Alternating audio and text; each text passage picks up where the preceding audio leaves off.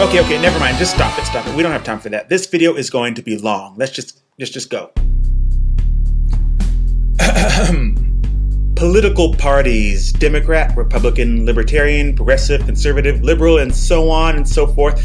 You've heard them all by now, but why do we have these parties? Where did they come from? What do they do? So many questions. Oh, today we're doing a crash course on political systems to clear the air on all of these issues and understand the underlying differences between parties. So, all political parties and philosophies can be placed somewhere on a scale between individualism and statism.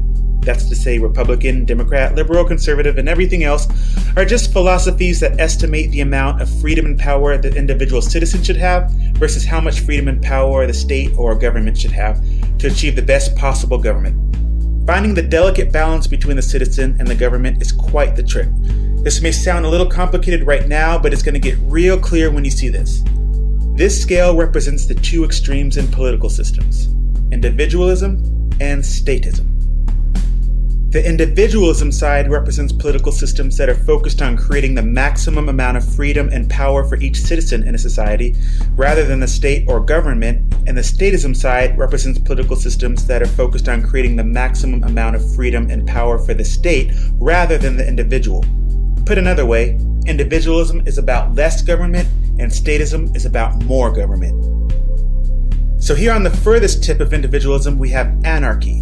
This is not just a weak government, this is no government. Therefore, each individual in a society has the most amount of power possible because there's no government telling anyone what to do, ever.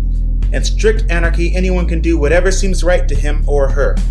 Some people try to modify the term anarchy to include a very, very limited government that would just step in for extreme situations, but that's not really what anarchy is. Anarchy is no government whatsoever. This is the ultimate in individualism. The thinking in anarchy is that if there's no government, the people will govern themselves and the goodness of human nature will rise up and lead to a free, safe, and happy society without the government telling everyone what to do. Now, from here on out, every political system will add a little more government and therefore be one step closer to statism. Every law, every government program, every government agency, and every tax increases the freedom and power of the government and decreases the freedom and power of the individual.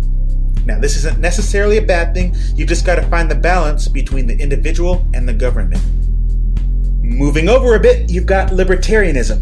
Libertarianism takes anarchy and adds a little bit of government to control things a little bit. The mantra of libertarians is basically anybody should be able to do anything they want as long as it doesn't harm anybody else. And that's where government comes into the picture. In libertarianism, government enters the picture to define what it means to harm another person and to enforce laws that prevent the harming of other people and punish the violators of these laws. At this point, we see basic laws against murder, theft, fraud, rape, and other foundational matters that the vast majority of citizens agree are harmful and should be banned. So you see here that from anarchy to libertarianism, the individual loses the freedom to murder, steal, defraud, or harm other people in any other way, and consequently, the power of the government increases in its ability to define and regulate these things. The emphasis is that much more on the society as a whole and less on the individual. Though they tolerate very basic government, libertarians draw the line when it comes to government laws and regulations that restrict a person's ability to do anything that doesn't harm another person. The only time the government would intervene in a person's life and decisions is if it involves harming another person. An example of this is traffic law. Libertarians would support speed limits and traffic lights because these keep people from harming other people, but they would stop short at requiring a person to wear a seatbelt because that doesn't harm anyone else, and they believe it should be each person's decision to live their life as they see fit. Finally, libertarians favor a very small government, very low taxes, and believe that government should only spend money on absolute basic necessities. The philosophy of libertarianism is that people will be most free and able to prosper when left alone, with just a little bit of government and law to keep the foundation together. Taking another step over, we have conservatism. I'm calling this conservatism, but I'm specifically referring to modern American conservatism. Sometimes these terms morph over time. Modern American conservatism takes up where libertarianism leaves off. In libertarianism, the only time a government intervenes in the life of an individual is to prevent one party from harming another. Therefore, in a libertarian world, the government is restricted to criminal law, tax law, contract law, and just basic structural government functions. They would never make laws to form or shape the culture, nor would they use the government to influence social policy. Conservatism, on the other hand, increases the power of government a little more to regulate non-unanimous moral issues like the definition of marriage or the legality of drug use. Conservatives are more willing to use the power of government to regulate the lives of citizens in certain ways, primarily to preserve tradition and majority opinion. Anarchists and libertarians would say, let the culture follow the people, and conservatives would say, let the people follow the culture. However, conservatives align with libertarians in a preference for lower taxes, smaller government, and less government spending. In short, conservatives are libertarians that believe in a little more government intervention in the lives of individuals, usually to push traditional, cultural, or religious values using the legal system. The idea is that the government should stay out of people's lives for the most part, but should step in to handle basic laws and also protect the nation's culture. Conservatives believe that it's the government's job to regulate major cultural matters. Alright, these are the basic varieties on the individualism side. The next three systems cover the statist side of the spectrum. While anarchy, libertarianism, and conservatism are all examples of systems that involve less government, less laws, and lower taxes, and maintain a stronger emphasis on individual freedom and control over each person's life, these next three systems involve more government, more laws, and more taxes, and a stronger emphasis on the society as a whole, with a decreased emphasis on personal freedom and individuality for each citizen. Modern American liberalism is the first stop on the other side of the chasm. This is also what some people call progressivism. Oddly enough, liberal meant almost the exact opposite 100 or so years ago and was essentially libertarianism, but such is the evolution of language. Today, liberalism is about more government involvement in most areas of life. Liberals resemble conservatives in their propensity to use government to influence culture. The liberals have different values than conservatives, but they take it one step further and support government involvement in education, healthcare, business, television, radio, banking, parenting, transportation, commerce, food, nutrition, environment, innovation, and more. All of these being matters that anarchists, libertarians, and many conservatives wouldn't dare touch. In liberalism, we see the introduction of programs like Social Security, welfare, Medicaid, Medicare, public education, and other community-minded programs. So in liberalism, government gets pretty big, and the individual, while still relatively free and powerful, is much smaller and much more controlled than in the individualist systems.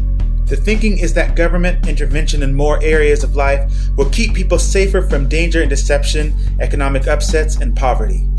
Liberals favor larger governments, higher rates of taxation, and increased government spending on a variety of programs and regulations. Liberals and progressives believe that the government should be there not only to handle basic laws and functions, but also to regulate all aspects of life to an extent, believing that the government can ensure that everybody is being treated fairly and has all of their needs met. The next step over is socialism and communism. The differences between communism and socialism are negligible, so I'm lumping them together for simplicity. Whereas liberalism advocates the liberal use of government to regulate and control most aspects of people's lives, socialism and communism are complete lockdown. These systems call for the government to regulate almost all aspects of life from cradle to grave. How much money people can make, where they go to school, what they learn, what profession they can choose, oftentimes what people can eat and how much, what can be worn, what kind of entertainment is acceptable, and really anything else that the government leaders decide they should control. Sometimes this even includes religion. This is a completely societally focused mindset where the government leaders are charged with doing anything they see fit that they believe will benefit the society as a whole. In these systems, there really is no individual, just the society. In a completely socialistic or communistic society, a baby will be born in a government hospital, grow up on government health care, go to a government school, be tested for a government profession, possibly eat government food and wear government clothes, retire on a government social security program, and be buried in a government plot.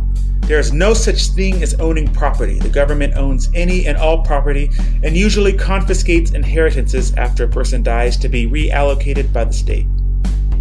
The thinking is that well-educated moral leaders can make better decisions for society and its citizens than individual people, and if everybody is controlled, then there will be complete equality amongst everyone and poverty will be eliminated, and in turn, crime will be reduced because everybody would be equal and taken care of, and there's in theory no room for jealousy. Moreover, they believe that everything will be run more smoothly if there is one entity that controls everything, rather than millions of people making individual decisions, forming individual companies and individual policies, and every man doing whatever seems right to him. So in these political systems, the individual is very small and not very free, making only insignificant personal decisions for himself or herself. And the state is very large, handling all major decisions in a society. Big government, lots of government spending, very high taxes, many government regulations and programs, that's socialism and communism. It's essentially liberalism with a lot more government intervention. I should mention, however, that in each of these systems, there are varying degrees of intensity. Not all socialist or communist governments incorporate all of the policies I've mentioned. Every government is a little different, as one would expect. The very last step over would be despotism. This is basically where a dictator is in charge that quite literally does anything he wants. It could be a monarchy, kings, queens, princes, princesses, etc., an autocracy, or even an exaggerated socialist or communist society. In socialism and communism, though there really isn't much individual freedom or power, the concept is at least set up as a government by the people for the people, and the leaders just manage the property of the people.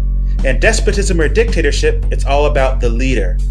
The citizens are just subjects, and the leader has free rein to do literally anything he or she wants. In some cases, the despots claim to be acting for the good of their countrymen, and other times they are purely self-interested or greedy dictators. In despotism, the state, which is the despot, is massive and all-powerful, and the individual is absolutely powerless beyond the power that the despot chooses to give them. So those are 6 basic markers along the scale from individualism to statism. There are, of course, other political systems that could be squeezed into the spectrum: fascism, plutocracy, theocracy, republics, democracies, etc. But the 6 I've selected to cover give a close enough idea of the nature and degrees of variety in political systems as they progress from a completely individualistic system to a completely statist system. You probably figured this out already, but just in case you haven't, Republicans typically reside somewhere around libertarianism and conservatism. Democrats typically reside somewhere around liberalism and sometimes into socialism and communism. These guys are usually third party, like Green Party or Occupy Wall Street types, and these guys are fringe with very few subscribers, at least in America. America started out in its founding in the libertarian zone, and over the years has slowly worked its way over to, I'd say, moderate liberalism / progressivism. So this is what these systems are in theory. Disclaimer, I tried to make this as clean, brief, and simple as possible. As a result, I did make some concessions. 1, as I stated earlier, I use the terms as they are defined in modern times rather than how they were defined at inception. 2, I did not include the way these systems address foreign policy. Maybe I'll do that in another video if there's an interest in that. 3, I generalized each system's viewpoints, but just like anything else, there will be exceptions. Every person in government is different, and many fall in between the parties mentioned here. Others give and take from here and there and create their own hybrid. For extremely detailed information, Google is your daddy. Thanks, bye.